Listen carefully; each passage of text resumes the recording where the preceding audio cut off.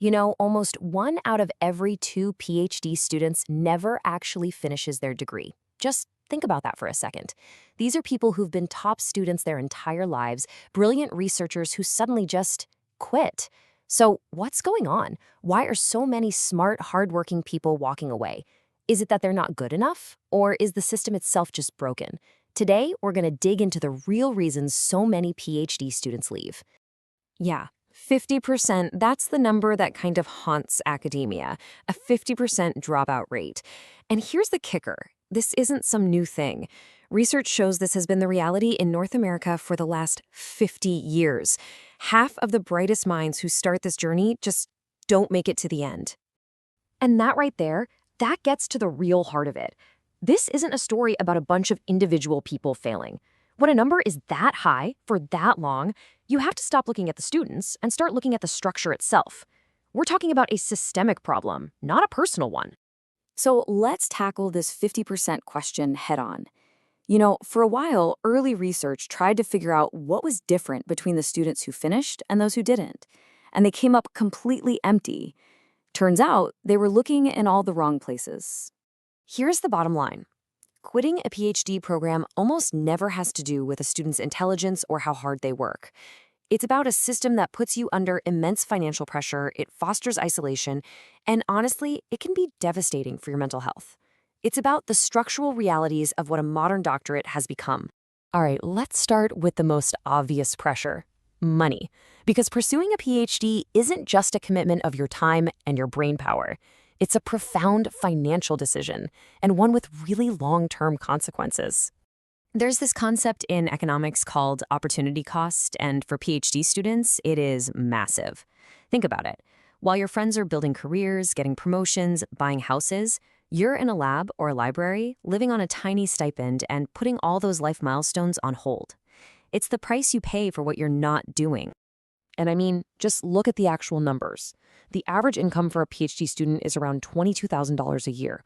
People call this perpetual adolescence. You could be in your late 20s, even early 30s, living on a teenager's income, all while your friends with just a master's degree are earning way, way more. This quote, it really nails the core problem. See, you're not just a student. PhD students are a critical and very cheap labor force for the university. You're teaching undergrad classes, you're pushing faculty research forward, and you're doing it all for a tiny fraction of what a full-time employee would cost. Some people don't mince words. They call it labor exploitation, hiding low pay behind the noble cause of education. Of course. Look, nobody gets a PhD to get rich. We all know that. You do it for the passion, for the love of discovery. But what happens when that passion runs headfirst into a system that's supposed to support it, but instead just starts to break it down? Because that passion, it can't survive in a vacuum. It needs support. And that brings us to what might be the single most important relationship in a PhD student's life, the one they have with their advisor. This relationship can literally be the difference between finishing your degree and walking away. And the research on this is crystal clear. When students feel like they barely see their supervisor, when they feel like an outsider in their own department, when communication is just plain bad, well, the risk of burnout just skyrockets. And burnout, that's a direct pipeline to wanting to quit.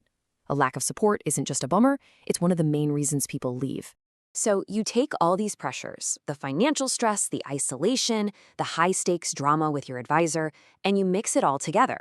What do you get? You get a genuine, full-blown mental health crisis happening in our graduate schools.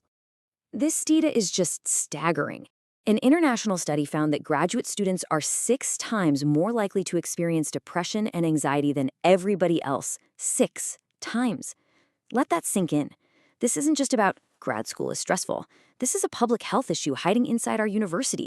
And to drive that point home, look at this. More than 1/3 of all doctoral students say they're emotionally exhausted.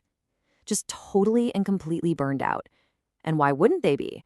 They're juggling a million demands with constant pressure to perform, often in a system that gives them very little support back. So after looking at all of this, we really have to rethink what it even means to quit a PhD. Is it really a failure, or is it something else entirely? When you add it all up, the crushing opportunity cost, the risk of a toxic academic environment, and the serious threat to your mental health, The decision to leave starts to look less like giving up and a lot more like a logical, rational act of self-preservation. It's a direct response to a deeply flawed system. So for that 50% who walk away, maybe the question we should be asking isn't, why couldn't you finish, but something else. Maybe it's, why on earth should you have stayed? Is it really a failure to leave a situation that's financially, socially, and psychologically damaging? Or is it the most rational